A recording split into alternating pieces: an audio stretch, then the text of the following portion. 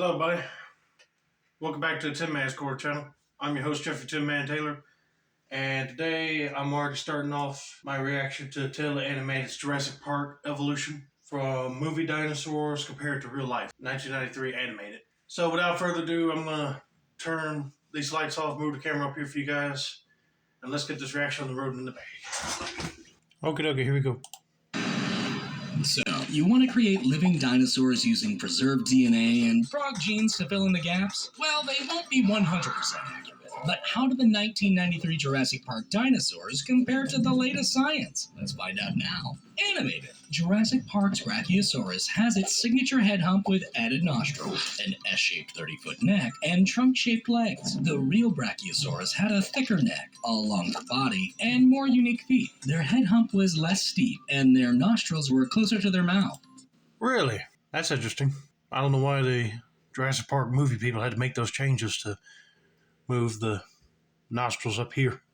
It's also possible, like many dinosaurs, they had more colorful patterns. They also couldn't chew like a big cow, nor would they rear on their hind legs. Although, Jurassic Park's Brach was actually modeled off the similar Giraffatitan, whose proportions were closer to the film version. JP's Dilophosaurus has a green coloring, with dark markings and two crests on top of his head. It has a lizard-like frill and spits venom, two attributes that were made up for the movie. The real Dilophosaurus was much larger, their snouts were more tapered, their head crests sat lower, and they potentially had some feathering. Also, like all dinosaurs, they lacked the ability to pronate their wrists.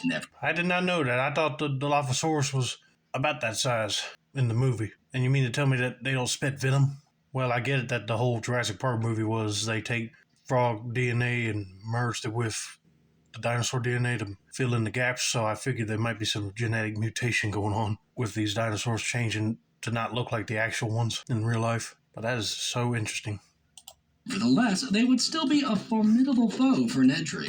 The film's Gallimimus is orangish beige with artful stripes and bugged-out eyes. The adolescents have additional white markings. The real Gallimimus had smaller hands, prominent feathering, and a more angular face. The live-action Parasaurolophus. In other words, this dinosaur in real life was similar to a turkey vulture, to like we have today. But the turkey vultures are way smaller than these.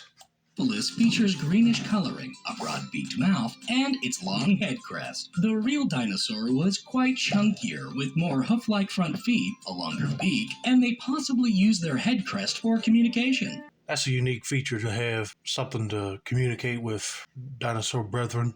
Green Triceratops is reddish-brown, has a spiked frill, 3 head horns, and elephant-like feet. Plus, their poop piles are disturbingly enormous. The real dino had slender appendages, an elongated head, large cheek horns, a higher eye placement, and distinct hexagonal scaling. Also, their frill could have housed more unique patterns. The live-action... Well, you would have fooled me, because I thought the Triceratopses in the movie were looking like close to the real ones, but all they did was some little changes right here on the eye and horn placement and different color skin and stuff.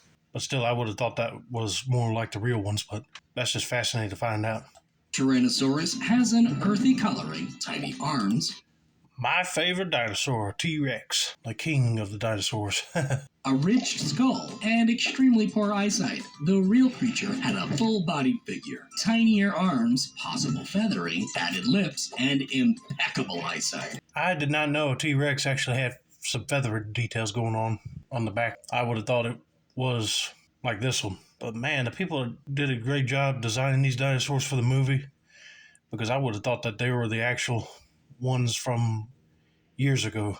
But like I said, since it's a movie about them growing dinosaurs in the lab, they might have altered them a little bit. The in-film velociraptors have a blended brown coloring, long hands, enlarged sickle claws, and cat-like eyes. An adorable raptor hatchling is also seen. Real velociraptors were much smaller, fully feathered, with bird-like legs, arms, and facial features. Oh, okay. You mean to tell me a velociraptor was more like a bird than a gigantic reptile?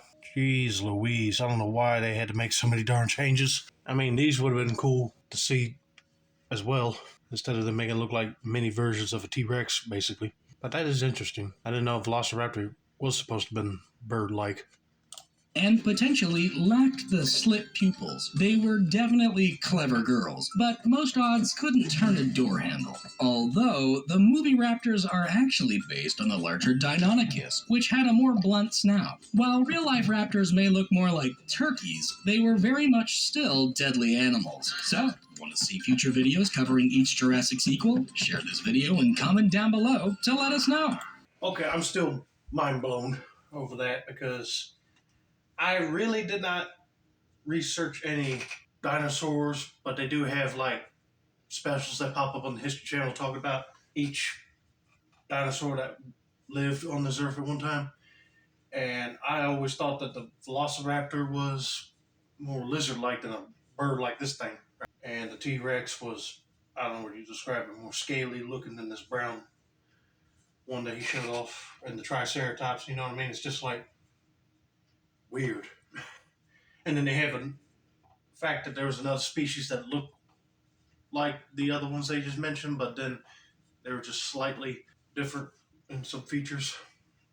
Is amazing. What a great history lesson, I would say. But anyway, that's going to be it for now. Don't forget to like, subscribe, turn on those post notifications for more animated content like this.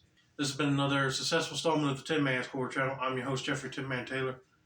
I say that's a wrap, and have a nice day.